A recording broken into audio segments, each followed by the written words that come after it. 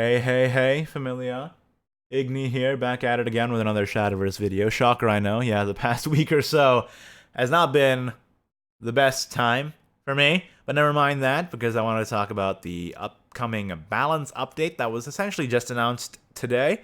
Also, a reminder, I believe that the Verdant Conflict card reveals are all done by now, so look forward to the set review tomorrow. This time around, instead of doing the videos incrementally as they came out, wanted to wait till they all were revealed so I could review it all within the full context of the Verdant Conflict expansion, so I can more properly try and evaluate it. I'm gonna see where that takes me, whether or not I prefer that or the incremental stuff, trying it out. Anyway, the balance update. Basically just to do with Unlimited, only Unlimited as well. Let's talk about it, because I think it might be indicative of where the format is going in the future and what its place is in the ecosystem of the game as a whole. So, Dark Dragoon Forte, unrestricted, yes! Shield of Flame, unnerfed, deal 6 if you have an allied follower with ambush instead of an enhance effect. Chromatic Duel, unnerfed, enhance 6 instead of 8, unnerfed, unnerfed, unnerfed, unnerfed. You get the deal.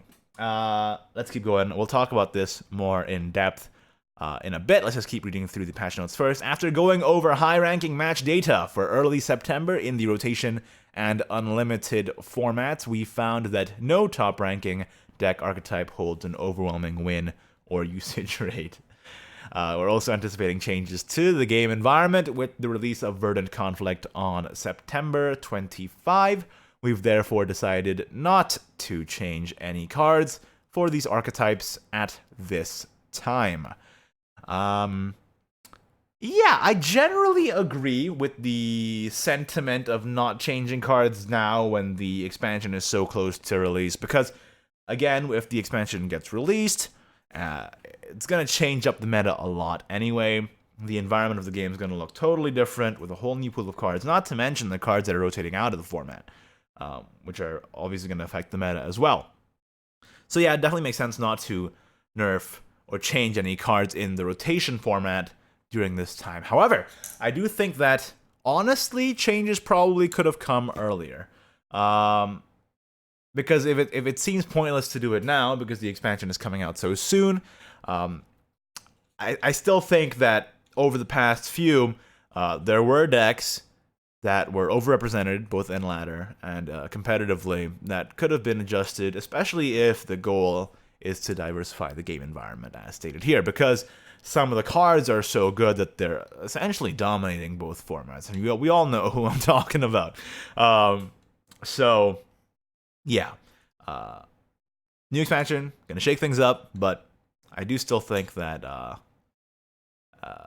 changes could have come, if not now, then earlier. Anyway, our high-ranking match data also showed that players going first in rotation had win rates of 50.2% compared with 48.5% in late July across all deck archetypes, which is actually kind of amazing. 50.2% is a really close to 50% win rate gap between going first and second. I wonder if that's just to do with some decks just generally being favored going first or second, honestly. Like, you really prefer to go second with some decks, you prefer to go first with others. I wonder if they're taking that into account. Like, maybe it might just be a case of popular decks in the meta preferring one or the other, and it just happens to be one that prefers one that prefers the other.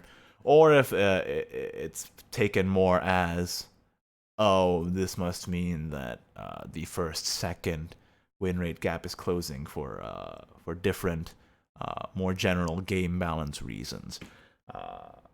What the actual cause of that is, I can't say for sure, because obviously I don't have the numbers. But generally, 50.2%. Pretty good number, especially compared with 48.5% last time it was measured. In Unlimited, players going first had a 52.6% win rate, which is, of course, I mean, it's Unlimited, you know. Things are strong there. If you're going, and you know, you want to have the play points first to play your strong card. Anyway, we review one card restrictions or card bans for Unlimited. When a new card set is added, we also take a look at new cards which are modified while they were in rotation that will soon be rotating out. and make a decision on whether to restore cards to their original state. This time we are either lifting the 1-card restriction or reverting stats on several cards to address the issue of low win and usage rates for certain classes in Limited, and to further diversify the game environment. And then after that is the usual Take-Two statement about Take-Two runs being changed.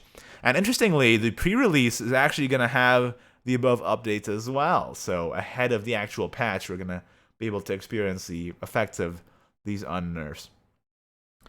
But not really, right? Because it's a rotation pre-release deck in the practice mode. And these are unlimited cards. Oh, I guess the AI will have access to the unlimited card. I don't really understand. But anyway, we might be able to see the effects of these balance changes before the actual patch by the AI in the practice mode, I guess. And last important point here, October 28 is the next patch. Okay. So, now that we've read through it all, what are our thoughts on the unlimited changes? We've already talked about our thoughts on no rotation changes. Let's talk about the unlimited changes. Okay. So, on an individual level, I think they're all pretty much fine. They're not going to exacerbate any problems that the unlimited meta has. I mean, ever since the Forte restriction, that deck has been absolutely in the dumpster, among other reasons, you know, more Alana support and what have you. So I don't think the unrestriction is going to really impact the meta negatively. Same with all these other cards, you know, like mid-range Swordcraft cards, not really a huge player right now. Shadow Reaper, probably my favorite one here. You know, aggro Shadowcraft is not a player at all. And generally, mid-range Shadowcraft has kind of fallen off in that format as well. That being said, I don't play Unlimited nearly as much as I should, and that's really my own failing there.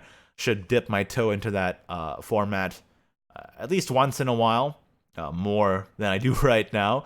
But, yeah, I don't think that unnerfing these cards is going to have a negative impact regarding at least the power level of the cards in their unnerfed state compared to the power level of Unlimited in general. Like, I don't think that these are out of line now that they've been unnerfed. So, in fact, getting to the main point of this video now, why I wanted to talk about this, I think I've come to the stance that they should just unnerf everything, honestly. I may have had a slightly different opinion before, that, you know, maybe I wanted Unlimited to be a more balanced format, and that I'm glad that they're taking pains to make sure that it's not too much of a fiesta. But in this case, when a lot of these nerfs were made in the context of the environment that card was in at the time, in rotation, and the power level of the Unlimited format is just so much higher than pretty much any individual rotation format ever, especially ones in which these cards were nerfed, right? And now that they're in their nerf state, they're completely ineffectual and Unlimited. And think about the fact that for a lot of these cards, Unlimited is the only format that they can be played in. So obviously you'd want them to see some play, you know. If you want to diversify the game environment, then you want to make sure that these cards that were nerfed in a different context aren't so underpowered now in this context, the only context they can be played in, mind you, that they're just completely worthless. So I think the unnerfs are generally a great thing for all of these cards, and I think that they should just go further and just unnerf everything.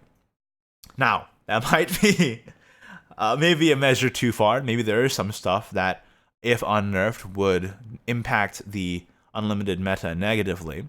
But I think I have 2 points on this. One, I think that regarding Unlimited and what its place is, you want it to be another format, which is a serious competitive format, which is taken care of to be extremely balanced all the time, or do you kind of want it to be a bit off the rails?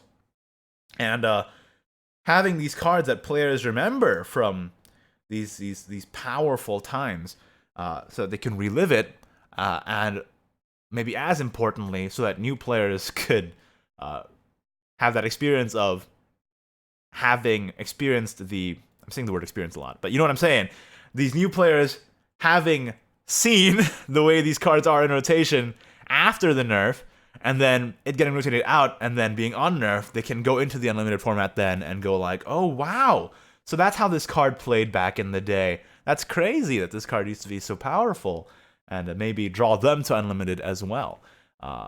Secondly, I think that, again, while you may unnerf something and it might impact the meta negatively, then you can address it then.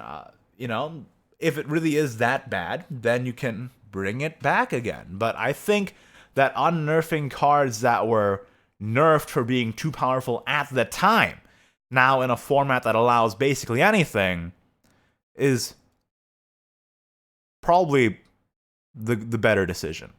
Probably the better decision for the reasons that I've stated. It'll be brought up to a more relevant power level for the only format that it can be played in, therefore diversifying the game environment and bringing people in to the format to try stuff out, to reminisce what the card used to be, or just to experience what the card used to be if they haven't experienced what the card used to be before. So anyway, those are my takes on that. Kind of a free-form video here, just giving my initial thoughts on this.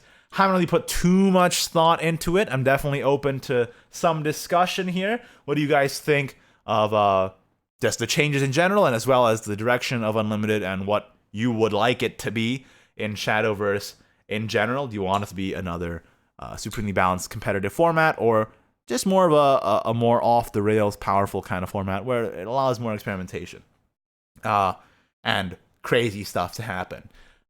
Love to hear from you in the comments down below. Thank you so much for watching the video. Like the video if you did. Don't if you didn't. Subscribe for more Shadowverse content in the very near future. Again, a reminder, Verdant Conflict set review tomorrow. And of course, thank you so much to my wonderful patrons over on patreon.com/Ignideus. Corgi Battledog, Omega Venom, Captain Planet, Fursith, Sheppy, Adjectivy, and Philo. Thank you. Bye-bye.